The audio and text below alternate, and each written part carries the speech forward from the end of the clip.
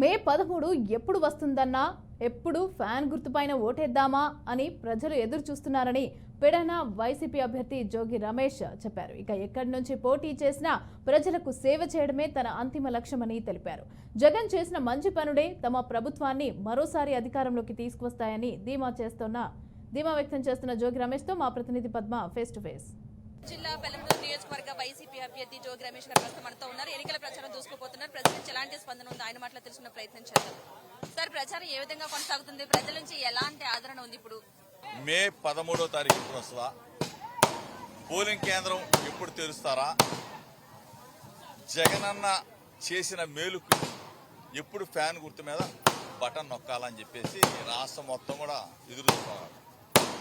5 కోట్ల మంది తెలుగు ప్రజలంతా జగన్మోహన్ రెడ్డి గారు 5 సంవత్సరాల పాటు సేవ చేశారు. ప్రతి గడపకు కూడా మేలు చేశారు. ప్రతి అక్క, చెల్లి, అవ్వ, తాత ముఖ్యమంత్రి అంటే ఇట్లా ఉండాల. ముఖ్యమంత్రి నా బిడ్డలా ఉన్నాడు, నా అన్నలా ఉన్నాడు, నా తమ్ముళ్ళలా ఉన్నాడు. ఈయన చేసిన మేలుకి తప్పనిసరిగా మనం వెళ్ళి ఓటు వేయాలా.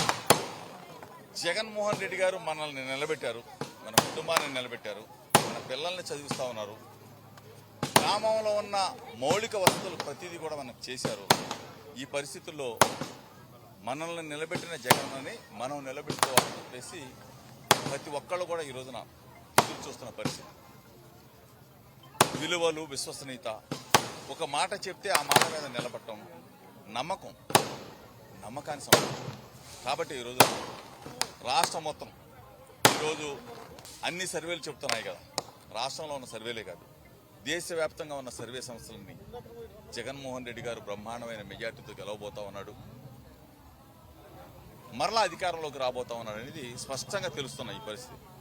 ఈరోజు ప్రతిపక్షం చంద్రబాబు నాయుడు గారు అవ్వచ్చు, పవన్ కళ్యాణ్ అవ్వచ్చు, వాళ్ళ సీట్లలో వాళ్ళు గెలవాలన్న తాపత్రయం తప్ప ముఖ్యమంత్రి పీఠం కోసం పోటీ పడే పరిస్థితి లేదు. అంటే ప్రజలు ఆ విధంగా వాళ్ళకి రాసేశారు.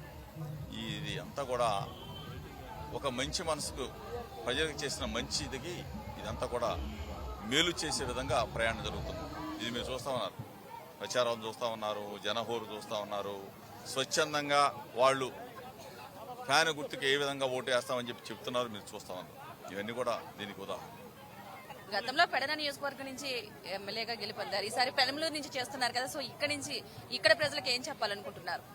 ఎక్కడ నుంచి చేసినా ఆ ప్రజలకు మేలు చేయడమే. ఈరోజు పెనమలూరు నియోజకవర్గ ప్రజలందరూ కూడా ఆదరిస్తూ ఉన్నారు, అభిమానిస్తూ ఉన్నారు. తప్పనిసరిగా వాళ్ళకి నా మీద నమ్మకం. జోగి రమేష్ జగనన్న ఆయన మాట ఇస్తే తప్పడు, జోగి రమేష్ కూడా మాట ఇస్తే తప్పడు. తప్పనిసరిగా 24 గంటలు సర్వీస్ చేస్తాం. నిద్రపోయే సమయం తప్ప నియోజకవర్గ ప్రజలకు అందుబాటులో ఉంటాం, మంచి చేస్తాం. నియోజకవర్గాన్ని అన్ని రంగాల్లో ముందుకు తీసుకువెళ్తాం. ఇది నేను నా ప్రజలకు ఇచ్చే సందేశం. నేను హామీ ఇస్తా ఉన్నాను, మీ బిడ్డగా మీ దగ్గరే ఉంటానని చెప్పేసి మీ ద్వారా తెలియజేస్తాం.